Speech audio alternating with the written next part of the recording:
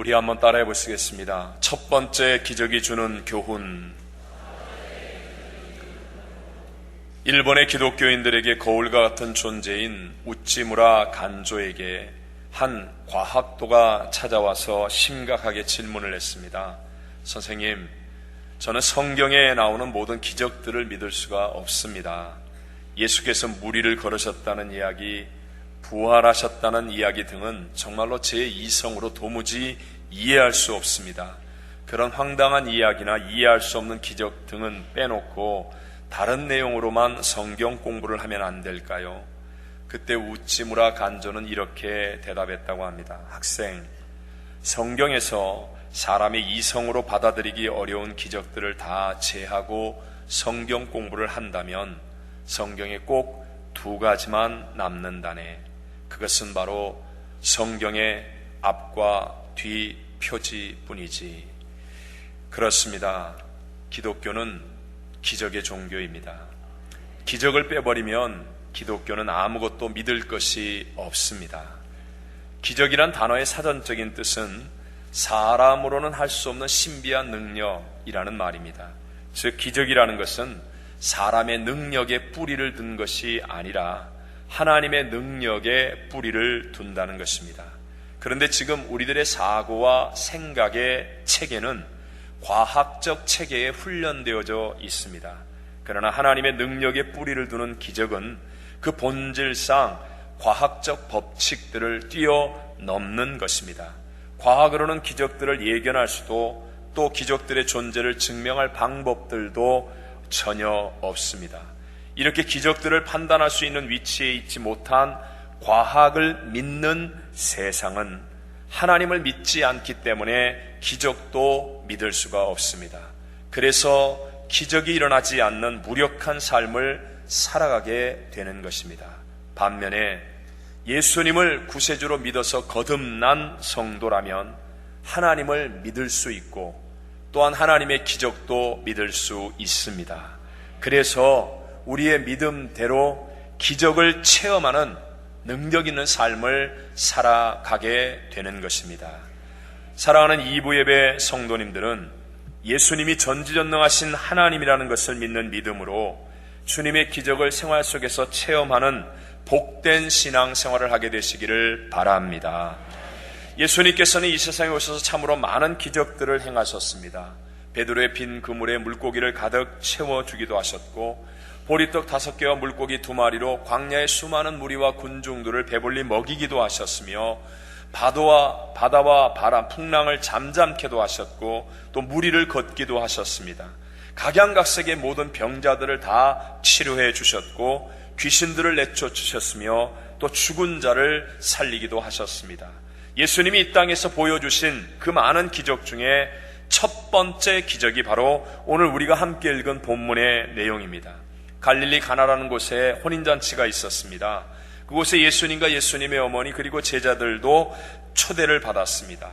이스라엘 나라 사람들에게는 혼인잔치가 일생 중에서 가장 큰 잔치로 형편에 따라서는 며칠씩 계속되기도 합니다.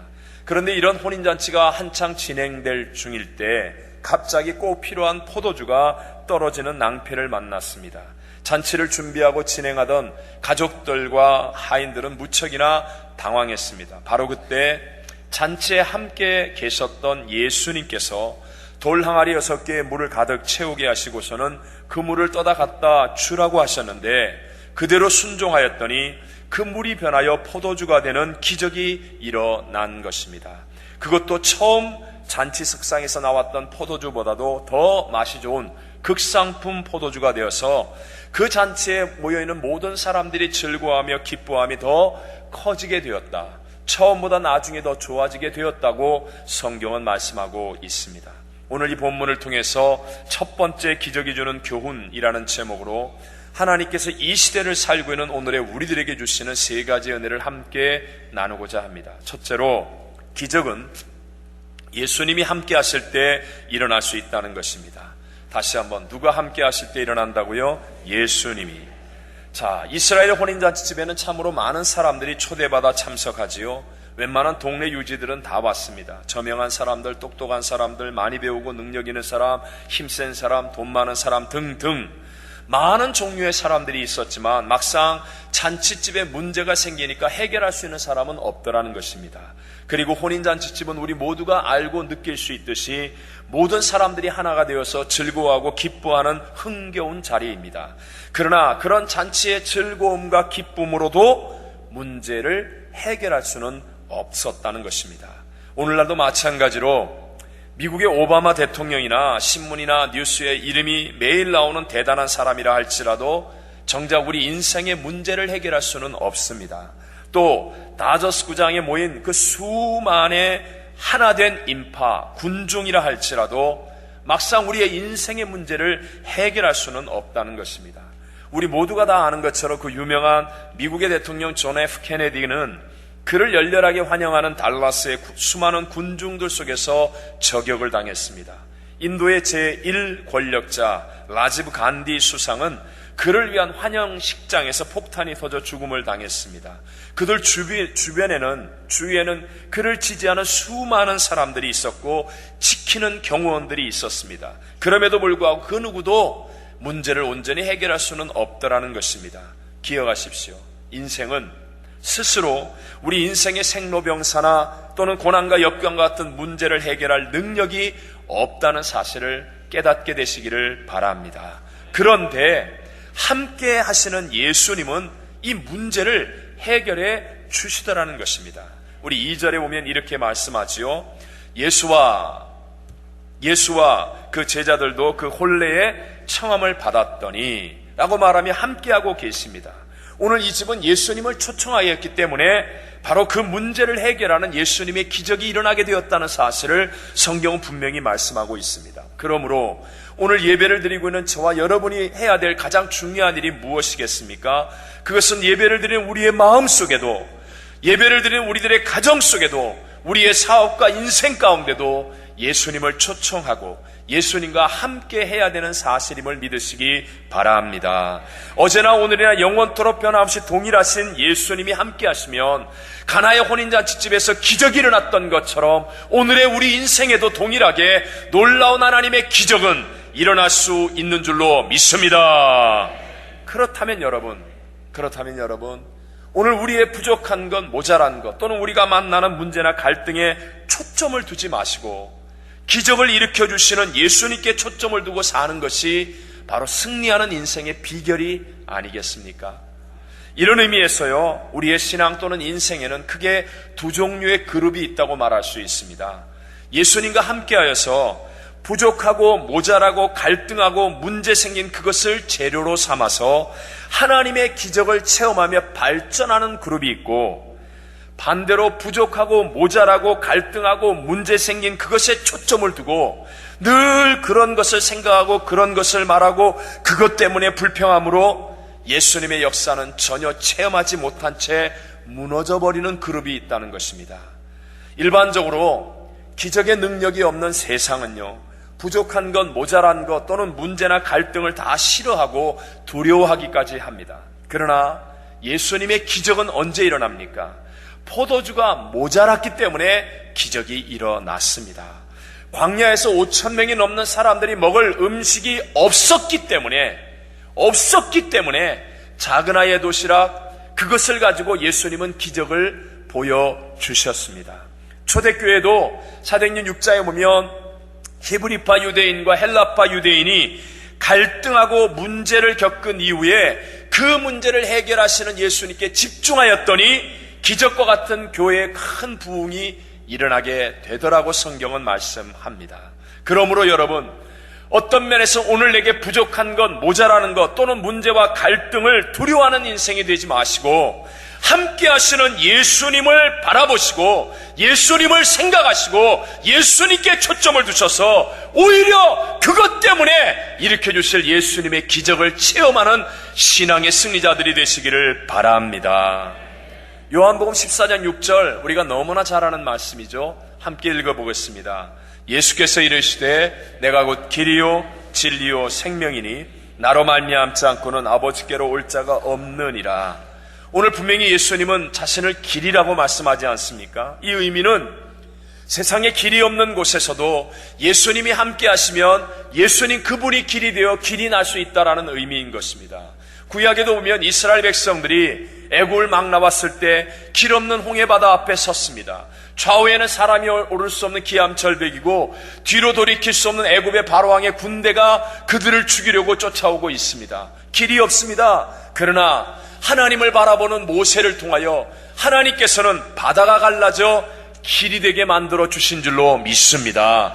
그 길은 이스라엘 백성들이 사는 길이었고 원수와 대적이 다 멸망을 당하는 길, 하나님이 만들어 주신 길이었다는 것입니다. 광야를 행진할 때도 광야는 사람들이 다닐 수 없으니 당연히 길이 없는 곳입니다. 사람들이 걸어갈 수가 없고 살 수가 없습니다. 그런데도 불구하고 성령의 구름기둥 불기둥이 그들과 함께하니 그들에게는 언제나 길이 생기더라는 거예요.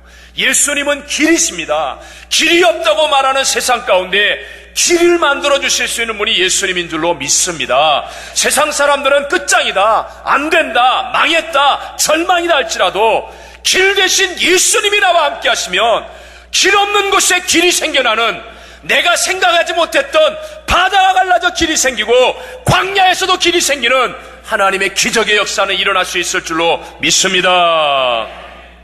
두 번째로, 기적은 주님의 말씀에 순종하는 사람을 통해서 일어난다는 것입니다. 우리 본문 7절과 8절을 같이 한번 읽어보겠습니다. 예수께서 그들에게 이르시되 항아리에 물을 채우라 하신즉 아귀까지 채우니 이제는 떠서 연회장에게 갖다 주라 하심에 갖다 주었더니. 아멘. 예수님께서 말씀하시고 그 말씀을 듣고 순종한 하인들이 있었기 때문에 그 잔치석상에 놀라운 기적이 일어나게 되었음을 분명히 성경은 말씀합니다. 여러분, 사실 예수님께서 하신 이 명령 또는 이 말씀은요, 인간적으로는 납득하거나 받아들이기가 쉽지 않은 말씀입니다. 사실 문 앞에 있는 그 돌 항아리 6 결례를 위해서, 즉 샌들을 신고 다니는 이스라엘 백성들이 집안에 들어오기 전에 이제 음식을 먹기 위해 손을 씻고 발을 씻는 결례를 위해 물을 담아놓는 그 항아리에다가 물을 다시 가득 채우는 일은 그까지는 좀 억지로라도 순종할 수 있을지 모르겠습니다. 그런데 그 허들의 물을, 포도주도 아닌 그 물을 떠다가 잔치석상에 포도주라고 갖다 주라고 명령하신 그 말씀은 정말 실천하고 순종하기가 어려운 것입니다. 지금 연회장에 필요한 것은 물이 아니라 포도주입니다. 그런데 주님께서 갖다 주라고 하시는 것은 포도주가 아니라 물이라는 것입니다.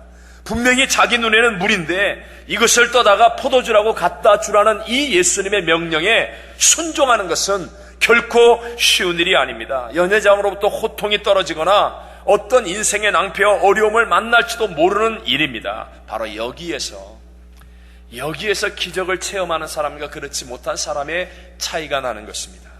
내가 할 만한 일은 적당히 할 수 있습니다. 그런데 내가 생각했던 것과 전혀 뜻밖의 말씀이 떨어질 때, 아니 그 말씀을 순종함으로 내가 불이익을 당할 수 있고 손해를 보게 되고 고통을 당하게 되고 왕따가 될 수 있는 그런 상황의 말씀이라도 순종하는 사람에게 그들을 통하여 바로 놀라운 하나님의 기적은 일어나게 된다는 사실을 믿으시기 바랍니다. 오병이의 기적이 일어나는 현장에도 마찬가지 아닙니까?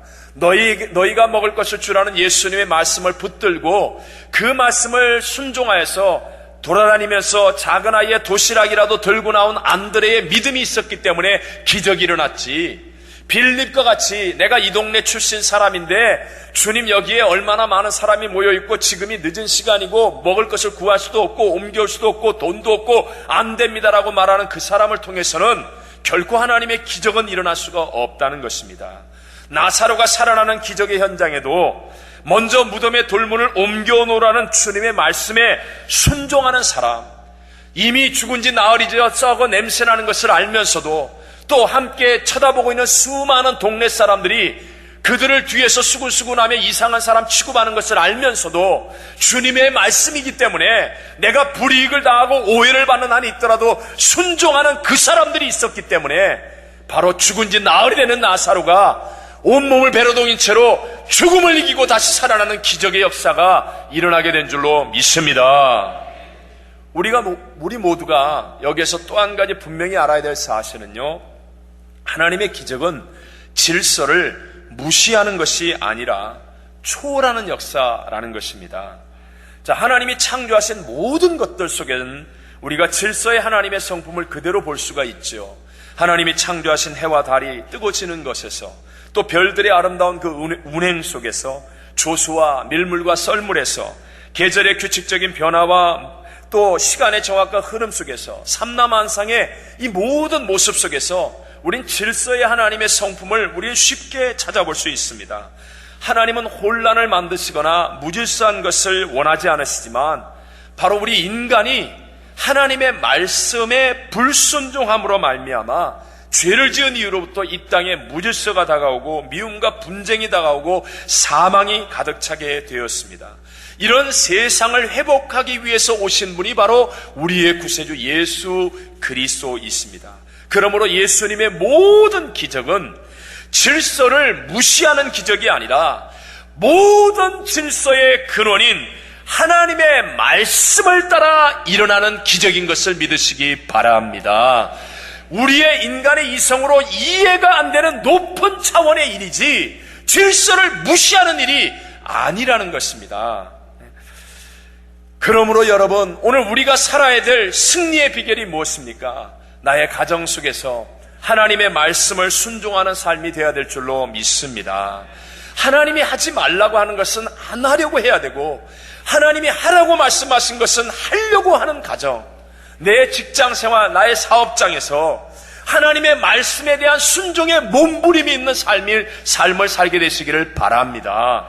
하나님의 말씀이 아니라고 하면 이것을 안 하기 위해 고뇌하고 씨름하는 사람, 하나님의 말씀이기 때문에 어떤 손해와 불이익이 다가와도 내가 하나님의 말씀대로 해서 나의 스토리가 아니라 예수 그리스도의 스토리가 나의 삶을 통해서 만들어지게 하기보다고 몸부림치고 고뇌할 줄 아는 사람, 이런 사람을 통하여 하나님의 새 역사는 반드시 일어나게 될 것입니다.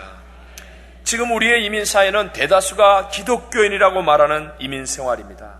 이 이민생활 속에 우리들이 하나님의 말씀을 순종하는 삶을 살아간다면 저녁마다 붐비는 술집들은 사라지게 될 것이고, 길거리에 즐비한 그 카지노행 버스들이 교회 가는 버스로 바뀌어질 것이고, 방탕과 한탕주의가 가득한 교포사회 분위기가 열심히 노력하고 공부하는 그런 교포사회 분위기로 바뀌어지게 될 것이고, 나 혼자만 잘 먹고 잘 입고 잘 살면 된다는 개인주의가 이웃을 돌아보고 이웃과 함께하는 연합운동으로 발전되는 새 역사는 반드시 일어나게 될 줄로 믿습니다. 우리 지난 주일에 저희 교회에서 차세드리드 장학금 전달식을 했습니다. 사실 그 자리에서 이제 몇몇 분들이 그런 얘기를 주고받았기 때문에 그 운동을 처음 시작할 때 이 교포 사회를 잘 안다고 하는 그런 대표적인 많은 분들이, 여러분들이 안 된다고 얘기합니다. 지금은 때가 불경기고 연합이 안 되고 그냥 순수한 모금 운동으로는 안 된다라고 얘기했습니다. 그러나 하나님의 말씀을 순종하는 사람들이 모여서 그냥 정말 기도하고 순수하게 하나님의 말씀을 순종하기 위해 그대로 따라갔더니 우리 모두가 깜짝 놀랄 만한 많은 교회가 협력하고 우리 교회 많은 성도들과 또 많은 성도들이, 이웃 성도들이 함께 협력하여 예수님의 사랑과 소망을 전하는 그런 아름다운 열매들을 맺을 수 있었습니다. 여러분, 한 발자국은 작은 발자국처럼 보일지 모르지만 하나님의 말씀을 순종하여 걸어가는 한 발자국 한 발자국은 반드시 길이 될 것이고, 나중에는 더 크고 놀라운 새 역사를 이루는 그런 놀라운 열매들을 맺게 될 줄로 믿습니다. 말씀에 대한 순종이 없는 그러한 신앙생활은요, 자기 신념일 뿐이라는 사실을 늘 기억하십시오. 이런 자기 신념의 신앙은 자기의 어떤 생색이 나거나 또는 자기 마음에 맞는 일에는 열심을 갖습니다. 그 사람의 능력에 따라 탁월한 열매를 맺을 수도 있습니다. 그러나 어느 날 말씀이 자기의 생각과 다르게 되면 자기가 말씀을 좌지우지하려고 하고, 아니면 완전한 무관심으로 일관되거나, 아니면 심각하면 태클을 걸어서 파탄을 만들어내는 그런 일에 앞장설 수도 있다는 것입니다. 무슨 일을 할 때마다 교회가 자기한테 맞춰줘야 된다, 이웃이 나한테 맞춰줄 것을 요구하고, 자기에게는 늘 변명이 가득하고 자기 뜻을 굽힐 줄 모릅니다. 결국 이러한 사람의 신앙생활은요, 자기를 주장하기 때문에 자기 뜻대로 안 되면 괴로움이 더해지는 거예요. 갈등이 더해지는 거예요. 원망하고 결국은 자신과 다른 사람들까지도 실족하게 만들기까지 하는 것입니다. 그러나 어떠한 상황 속에 있다 할지라도 하나님의 말씀을 붙들고 따라 순종하는 사람이 되어지면, 그러면 우리가 이해하지 못하는 우리 예수님의 기적은 반드시 일어나게 되어서 그 사람을 통하여 처음보다도 나중에 좋아지고 자신도 살고 이웃도 살아나는 놀라운 새 역사들이 반드시 일어나게 될 줄로 믿습니다. 오늘 본문에서 물이 변하여 포도주가 된 것은 성분 자체가 완전히 바뀌는 화학적인 변화입니다. 그것은 근본적인 가치가 달라진 것을 의미하죠. 이런 변화는요, 눈속임으로 일어나는 게 아니라 천지를 창조하신 하나님의 말씀을 통해서만 일어날 수 있는 변화라는 것입니다. 여러분, 물의 가치와 포도주의 가치는 월등하게 차이가 있겠죠. 물은 흔한 것이지만 그러나 포도주는 귀한 것이고 오랜 시간을 지나 만들어집니다. 어떤 면에서 우리 스스로가 물과 같은 존재였는지도 모릅니다. 약하고 힘없고 결단력 없고 다른 사람 앞에 크게 인정받을 것이 없는 부족한 존재였을지도 모릅니다. 그러나 우리가 주님의 그 말씀을 붙들고 주님의 말씀을 순종하는 그 순간부터 우리들의 인생이 더 이상 물이 아니라 포도주와 같이 존귀한 인생이 될 수 있다는 사실을 믿게 되시기를 바랍니다. 성경이 말씀하고 있는 모든 형통, 모든 기적에는 반드시 말씀의 순종이 함께 따라오게 되어 있습니다. 아무리 내가 부족하고 연약한 자라 할지라도, 내가 아무리 절망 가운데 있고 큰 문제 가운데 있다 할지라도, 누구도 도울 힘이 없는 그러한 상황 속에 있다 할지라도 하나님의 말씀, 천지를 창조하시고 예수님이 육신이 되어 오신 그 하나님의 말씀을 붙들고 순종하는 발걸음을 내어 디디면 우리가 상상하지 못하는 하나님의 기적과 역사는 일어나게 될 줄로 믿습니다. 마지막 세 번째로요, 오늘 제가 드리고 싶은 사실은 이게 꼭 더해야 될 말씀이 이겁니다. 말씀에 대한 올바른 순종, 이것이 너무너무 중요합니다. 우리의 운명을 바꾸고 인생을 바꾸고 우리의 삶을 바꾸고 세상을 바꿀 수 있는 이 말씀에 대한 순종은 권위에 대한 순복이 있을 때 이루어진다는 것입니다. 자, 말씀의 순종은 언제 이루어진다고요? 권위에 대한 순복이 있을 때. 우리 다 같이 5절을 한번 읽어볼까요? 5절 말씀 시작. 그의 어머니가 하인들에게 이르되 너희에게 무슨 말씀을 하시든지 그대로 하라 하니라. 아멘. 만약에 예수님의 육신의 어머니 마리아가 하인들에게 이 말을 하지 않았다면, 예수님이라는 분이 너희에게 무슨 말을 하시든지 그대로 하라는 이 말씀을 하지 않았다면 그 자리에 있었던 하인들은 예수님의 말씀을 순종하지 못했고 또한 기적도 일어나지 않았을 것입니다. 여러분, 예수님의 어머니 마리아는 예수님의 어머니고 예수님은 육신적인 아들입니다. 그런데도 불구하고 놀라운 이 예수님의 권위에 대한 순복을 가르치는 믿음의 선포를 하잖아요. 왜입니까? 마리아가 자기가 처녀이었을 때 천사로부터 성령님에 의해서 잉태한 분이 바로 예수님이고 바로 자신이 그 예수님을 낳은 사람이기 때문에 누가복음 1장 38절에 말하는 것처럼 주의 종이 여종이오니 말씀대로 내게 이루어지이다 하며 하나님 앞에 순복했던 이 마리아이기 때문에 처녀가 잉태하는 이 엄청난 이 고난의 일 앞에서도 주의 말씀대로 내게 이루어지이다 하면서 자신이 하나님의 권위 앞에 순복한 여인이기 때문에 이 하나님의 권위에 대한 순복에서 나오는 이 말로 인하여 하인들도 주님의 말씀을 순종하여 그래서 기적이 일어나는 열매를 맺을 수 있게 되었다는 것입니다. 여러분, 거기에 비해서 오늘날 우리의 신앙, 오늘날의 이 기독교는 정말 보편화되고 대중화되어졌습니다. 그래서 어떤 면에서는 기독교가 세상에서 우위에 있다라고도 말할 수 있습니다.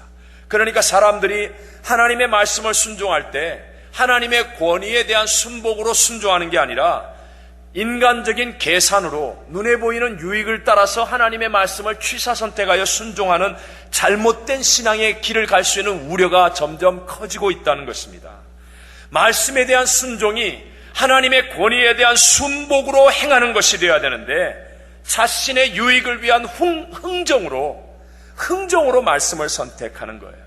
그래서 자기한테 좋은 말씀은 순종하고 조금만 싫은 말씀이 다가오면 얼마든지 내쳐버리는, 결국은 그것이 참된 순종이라고 말할 수 없는 그런 잘못된 신앙일을 걸어갈 수 있는 위기 가운데 있는 시대라는 것입니다.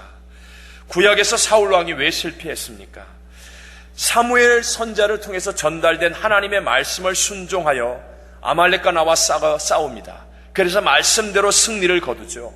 여기까지는 순종이었습니다. 그런데 그 이후에 사울 왕은요, 아말렉을 쳐서 물리친 다음에 진멸하라는 하나님의 말씀을 선택하지 않고 순종하지 않고 자기의 이익을 위해 살찐 짐승을 사로잡고 아말렉의 아가왕을 포로로 사로잡아 백성들 앞에 나갑니다. 백성들에게 인기를 얻기 위해서라는 것이죠. 이렇게 하자 결국은 하나님께 버림받은 왕이 되지 않습니까? 사무엘상 15장 23절에 이렇게 말합니다. 함께 한번 읽어보겠습니다. 시작. 이는 거역하는 것은 점치는 죄와 같고 완고한 것은 사신 우상에게 절하는 죄와 같음이라. 왕이 여호와의 말씀을 버렸으므로 여호와께서도 왕을 버려 왕이 되지 못하게 하셨나이다 하니.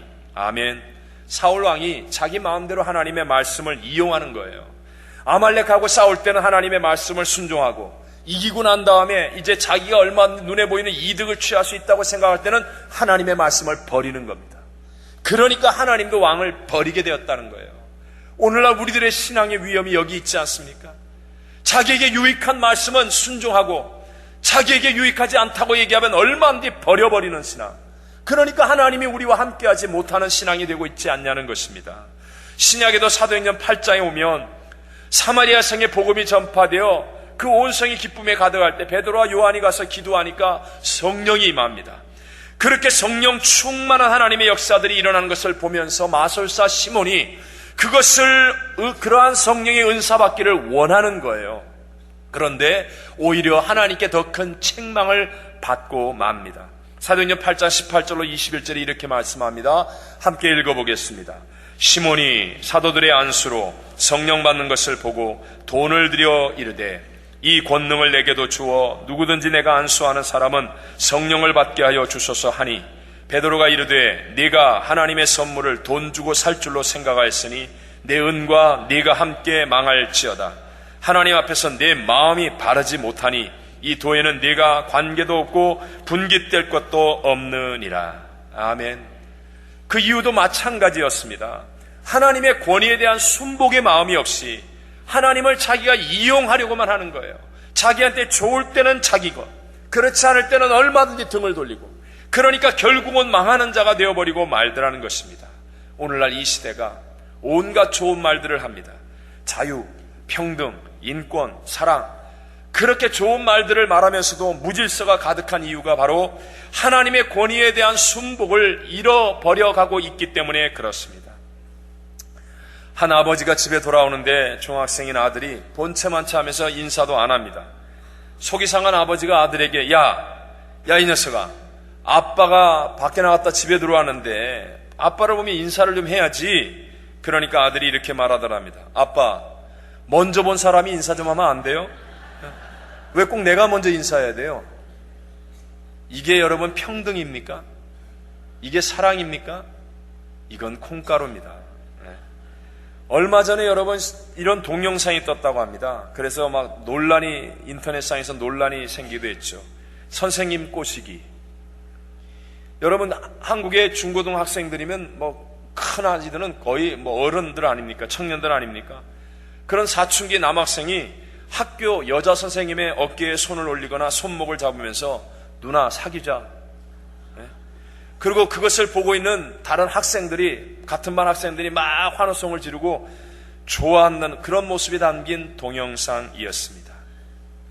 부모의 권위, 스승의 권위, 윗 권세의 권위, 모든 권위를 세우신 하나님의 권위를 무시하면 세상은요, 자유한 인생이 아니라, 평등한 인생이 아니라, 사랑의 인생이 아니라 막장 인생이 되고 마는 것입니다.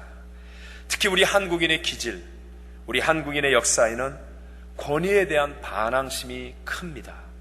우리는 계속해서 침략을 받아왔던 민족입니다. 그래서 애국이 뭡니까? 애국이 반항하는 게 애국이에요. 일제시대 때 애국, 경찰서에 화염병 던지는 게 애국이에요. 지나가는 관리를 때려 죽이는 게 애국이에요. 세금 내라고 그러면 안 내는 게 애국이에요. 6.25 전쟁 때 애국, 상대편의 가슴에 칼을 꽂는 게 애국이에요. 독재 정권에서의 애국, 말 안 듣는 사람이 애국하는 사람이에요. 빨간 띠 메고 소리 지르고 반항하고 싸움 잘하는 사람이 애국자였습니다. 이 기질이 우리 안에 있습니다. 그래서 우리는 이 평온하면 뭘 할지를 몰라요. 그러다 문제만 생기면 어디서 나타나는가 나타나서 빨간 띠 메고 소리 지르고 막 뒤집어 엎는 사람들이 온 세상 천지에 가득합니다. 조용히 해결할 수 있는 문제도 싸움꾼들이 막 들어붙어가지고 난리를 피워가지고 큰 문제가 되고, 그래서 나라 안이 매일 싸움판 같아요. 이것이 남의 얘기입니까? 세계에서 싸움 제일 잘하는 교회가 어느 나라 교회예요? 우리 교회에서 있으면 여러분은 그런 걸 몰라요. 불행하지만 안타깝지만 이 우리 한국 교회가 이렇게 부흥하는데도 매일 싸움, 매일 싸움, 매일 싸움에 대한 전화를 듣습니다. 오용되고 남용되는 권위로 인한 잘못된 권위주의는 마땅히 배격해야 되지만, 권위란 반드시 있어야 하는 것으로 반드시 회복되어지고 세워져야 하는 것임을 믿으시기 바랍니다. 저 자신의 목회의 생명, 이것은요 윗권세에 대한 순종이에요. 순복이란 말입니다. 이게 저의 생명입니다. 생명. 제가 제 자녀들에게 가장 중요하게 말하는 것, 어떤 일이 있어도 그냥 지나치지 않는 것, 윗권세에 대한 순종. 네가 다른 건 좀 못해도, 까짓거 공부 못하고 뭐 좋은 직장 못 가고 좀 뭐 남들보다 뛰어나지 못해도, 그러나 윗권세에 대한 순복만을 끝까지 지키면 넌 하나님이 복 주는 사람이 된다. 네. 내가 사랑하는 우리 교회 성도들에게 여러분이 정말 훈련하고 여러분의 안에 있는 기질과 싸워서 반드시 이겨야 되는 것, 반드시 이겨야 되는 것, 윗권세에 대해서 적극적으로 순복할 줄 아는 사람. 네. 싸우는 자리에서는 나타나는데 순종하는 자리에서는 안 나타나는 사람이 불행한 사람이고, 뭐 좀 하려고 그러면 저거 목사한테 아부한다고 그러고 뭐 교회에서 잘난 척한다고 그러고 이렇게 말하는 사람이 잘못된 사람이고, 하나님의 말씀을 따라 앞장서 적극적으로 순종할 수 있는 사람이 많아질 때 그 사회가 하나님의 새 역사를 만드는 사회요, 기적을 일으키는 놀라운 공동체가 되어질 줄로 믿습니다. 결론으로 말씀을 정리하겠습니다. 우리와 함께 하시는 예수님은요 기적의 하나님이십니다. 내가 모든 삶의 기준이 되는 하나님의 말씀, 그 하나님의 말씀에 순종할 때 나에게도 놀라운 하나님의 기적은 일어나게 되는 것입니다. 처음에는 작은 겨자씨 같았지만 그 겨자씨가 자라 큰 나무가 되고 공중에 많은 새들이 깃들이게 되는 것처럼, 큰 가루 서만 안에 들어있는 작은 이 누룩이 전체를 다 부풀리게 하는 것처럼, 처음에 내가 하나님의 말씀을 순종하는 한 발자국은 어렵고 힘들고 외롭고 고난의 길일지 모르지만, 그러나 하나님의 기적은, 하나님의 역사는 반드시 일어나기 때문에 놀라운 선을 이루게 됩니다. 이렇게 승리하는 올바른 믿음이 되기 위해서는 하나님의 권위에 철저하게 순복하는 신앙생활이 훈련되어져야 합니다. 우리 모두 올바른 믿음으로 처음보다 나중으로 가면 갈수록 더 좋아지고 더 기뻐지고 더 커지고 더 행복해지는 능력 있고 행복한 신앙생활의 주인공들이 다 되시기를 주님 이름으로 축원합니다.